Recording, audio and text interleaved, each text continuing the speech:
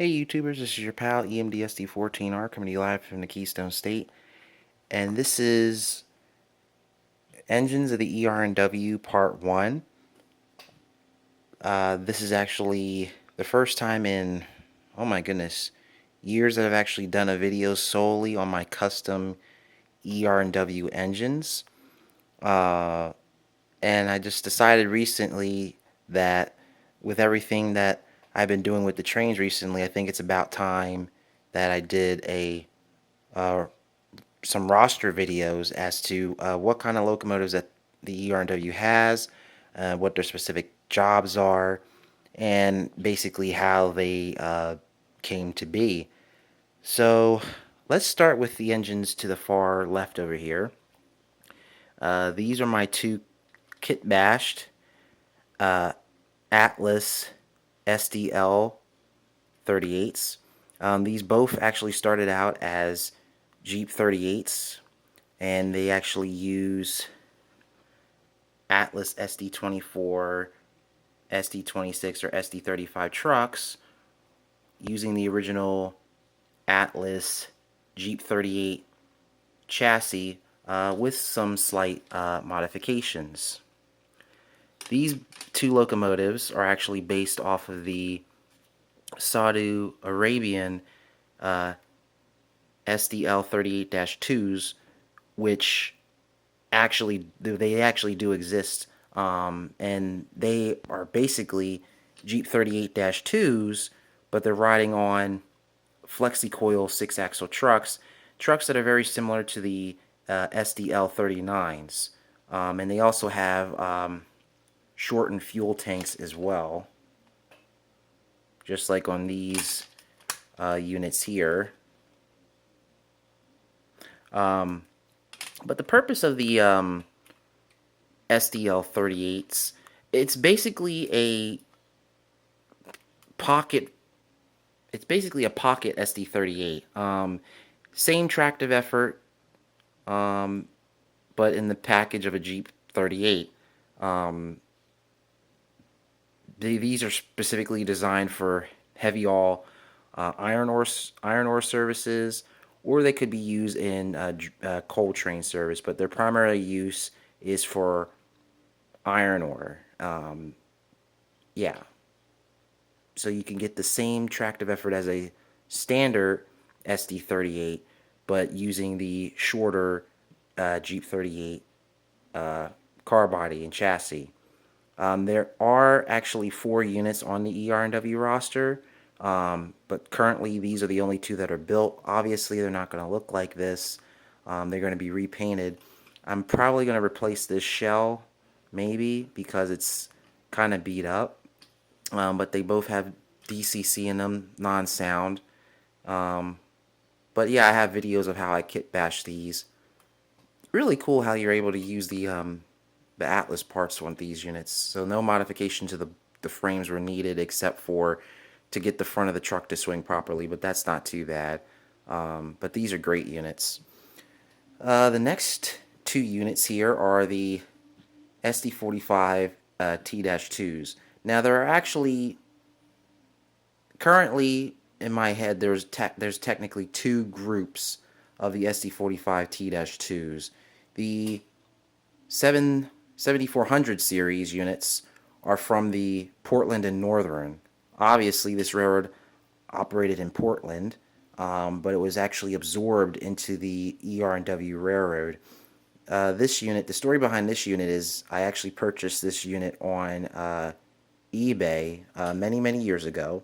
This is the first run of the Athearn RTR SD45 T-2s, and whoever did this unit, they did a great job with the decals. It's extremely heavy too. I actually had to have this unit rebuilt because the rear truck was making some unusual noises and it didn't run very well, so I had this unit completely rebuilt. I am planning on making another unit. It might be green, but it might be blue and white to match the ER&W railroad, but it will say Portland and Northern instead. But it still has the full SP light package. All the SP details have been retained. And that's one of the cool things about the ER&W Railroad. It usually leaves the original home roads details intact, and this actually adds more diversity and variety to the locomotives in conjunction with their different classes. Even within the class, you can have three locomotives in the same class, but they all have different details, headlight placements, horns, you name it. So no two locomotives look alike. So here is the next SD45T-2. This is actually an X NREX unit, and I just came up with a great name for this unit because there is going to be another one of these units. This is going to be one of the two mist gray units. That's what I'm going to call them. And yeah, as soon as I got this unit, it's been patched for the ER&W Railroad. If you look carefully, you can still clearly see part of the NREX logo coming from behind, or the SP paint. It's got the 5-chime air horn. This is actually from the newer run, which has the rear truck design for the T2, so it's the tunnel motor truck, so it enables you to look through all the way without having a giant gear tower blocking your view. This unit has sound and DCC.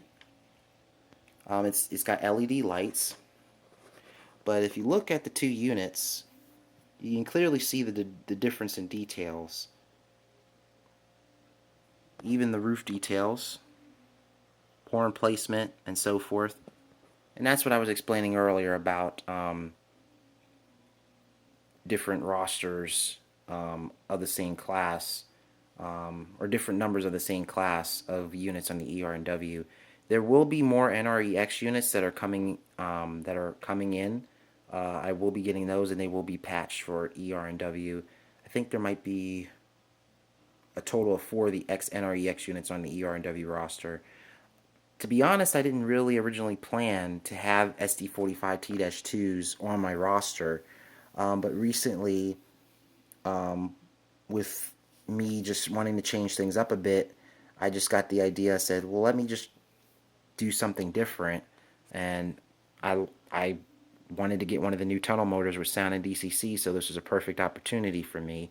Plus, it was a birthday present to myself, and it came out beautifully, and I'm really happy about that. Now, moving on to the Big Macs. That's what they're called on the ER&W, Big Macs. So these are CEFX CIT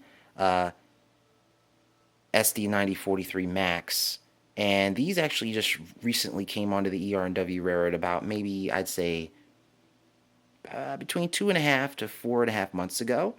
And these are, you could say, some of the newest power on the ER&W. These locomotives are actually purchased to supplement, power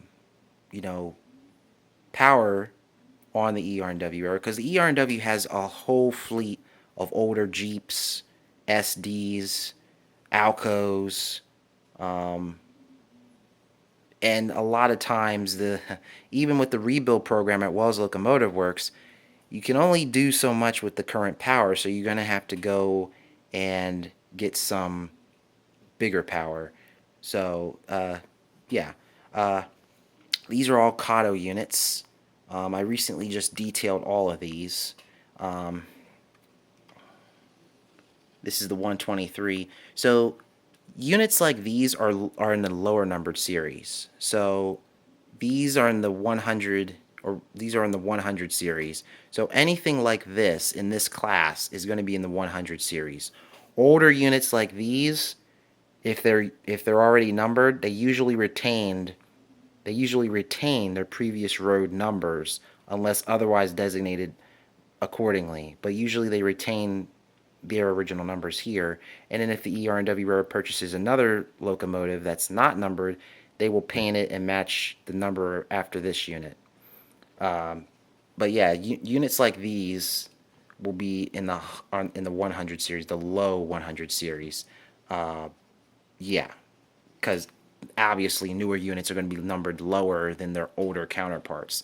Like, for example, the RS4 Max, they're in the 1000 series or 1100 series, and that's because they were built, oh my God, way back in the late 70s, early 80s. But yeah, these still retain their original these still retain their original numbers. Um, and the detail on them is just amazing. It took a while to get them done, but once I got the hang of it, it wasn't too bad. I actually like detailing the Kato units. You're probably wondering how I did that. It's kind of a little trick that you do.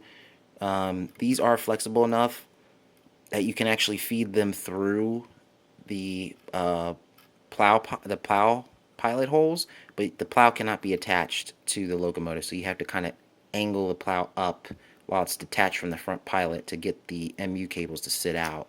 But I thought that would be cool in these two units to have the MU cables showing through the plows rather than having them behind the plow like on the 116 here. And another reason why I bought these units is I never actually owned, in all my years of being in the model trains, I never owned any of these units, and I just got the notion that it was time to get these, and they are really great units.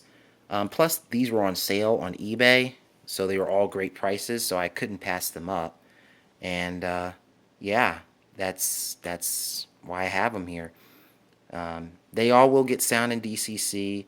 These will get sound in DCC. This already has sound in DCC, so I'm not worried about that.